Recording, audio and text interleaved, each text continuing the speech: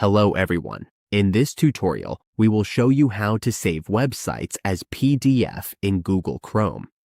If you want to keep web pages for offline reading or sharing, this is for you. Open the website you want to save in your Google Chrome browser. Once you're on the page you want to save as a PDF, click the three dots in the upper right corner. Then go to Print. You can also press Ctrl+P. In the Print menu, change the destination to Save as PDF. Then, click Save and choose where you want to save the file. Finally, click Save. You can now check your file. It is saved as a PDF. As you can see, it was created directly from your Chrome browser. If we double-click the file, it will open right away.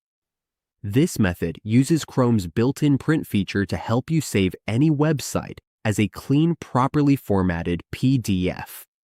Just follow these simple steps, and we can easily download web pages as PDF files anytime we need them.